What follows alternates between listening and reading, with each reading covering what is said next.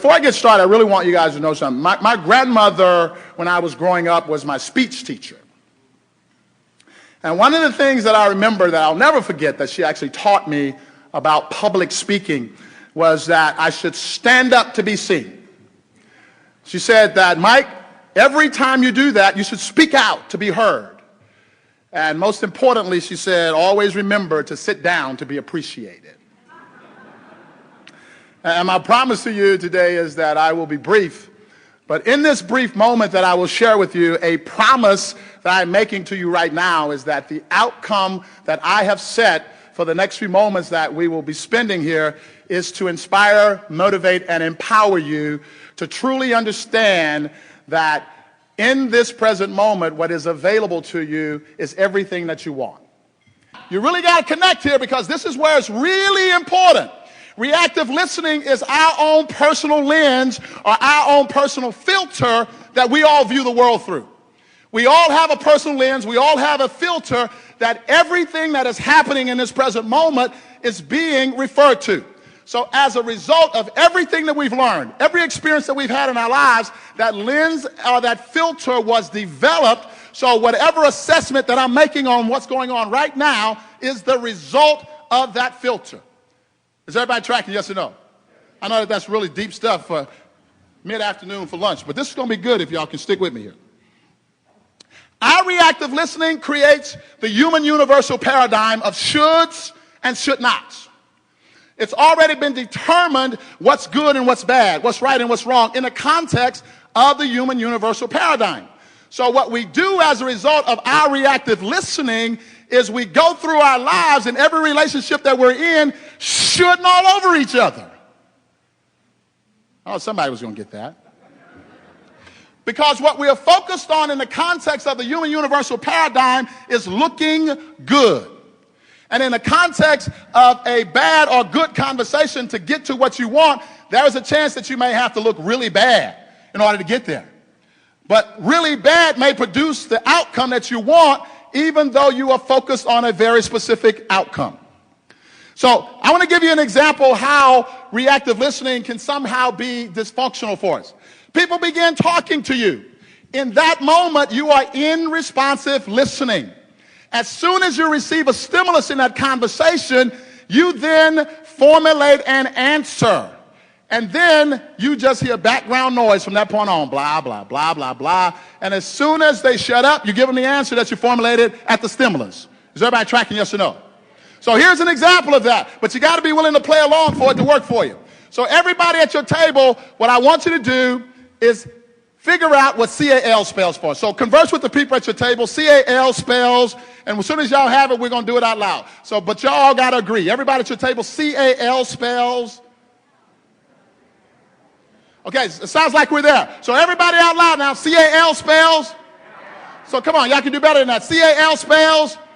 Yeah, okay, so at your table, I want you to converse with the people at your table now. What does VES spell? VES spells. So make sure that everybody at your table is in agreement with that. VES spells. Okay, so let's do it out loud now. VES spells. And I did say that this was a listening test, did I not? This is a listening test. So VES spells. Okay, so here we go. CAL spells and VES spells. So ladies and gentlemen, what does CALVES spell? Calves? You mean like the little Calves is out in the pasture with the cows? Yeah, that's called reactive listening. So now that you have an example of it, you got to be willing to play full out in order for this to work for you. So how do you spell the word tops? Come on, how do you spell tops? Okay, now say the word. Spell it one more time. Now say the word. Here we go. Spell it one more time. Now say the word. What do you do when you come to a green light? How many of y'all stopping at green lights?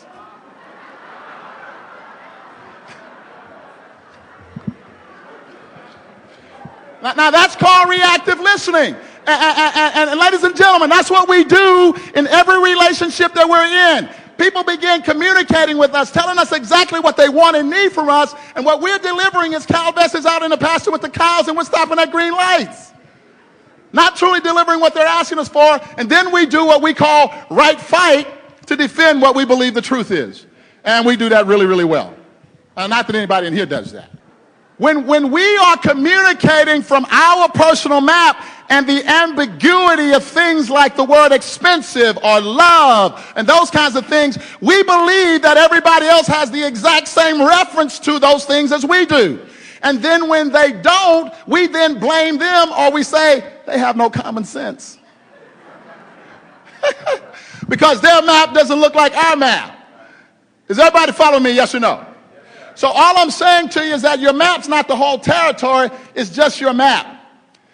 And when we realize that, then we know that there is no bad news in the context of that. There is good news. Because in order for us to produce a new result that we've not ever seen before, it comes from an understanding that every person on the planet knows something that I don't. Which means that there is always an opportunity to learn and to grow. And the only way to expand my map is to get on theirs. Because there are no new possibilities going to be created from my map. So if I am in a conversation with myself in this present moment because of my map, that the economy is bad, I need to go find somebody who's having a different conversation about it. Because they're going to benefit me more in this present moment than finding a group of people to surround myself with that says that the economy is bad. Because the result that you're going to produce is a bad economy, no matter how good it is. Tracking, yes or no?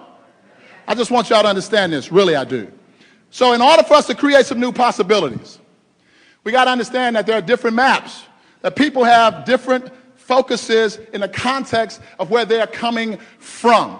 And if we can understand that, then we no longer focus on where we're coming from. We understand that we can set an outcome and we can move to what we want.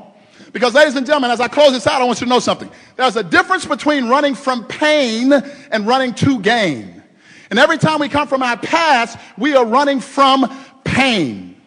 When we set an outcome of where we want to go, we are running to gain. We are moving toward what we want rather than moving away from what we don't want. And there's a much different focus in the context of those two things. So as I close this out, I want you to know something. In every given moment, 3 people are going to show up with you. They always will, and they always have. Your past, your future, and your present moment. And ladies and gentlemen, that's just what I want to say as I go out here. This is your now. You can choose to believe anything that you want. You can choose to believe in this present moment that you matter, you count, you affect the outcome in everything that you do, because you do. And you know, Helen Keller wrote some words one day that I live my life by. She said that security is mostly a superstition. She said that it does not exist in nature, nor do the children of men as a whole ever experience it. She said that avoiding danger in the long run is no safer than outright exposure. Ms. Keller said that life is either a daring adventure or nothing at all. And ladies and gentlemen, I don't know how you're choosing to live your life today, but I want you all to know something. Every day I get out of my bed and my feet hit the floor, the devil in hell says, "Oh my God, he's up again."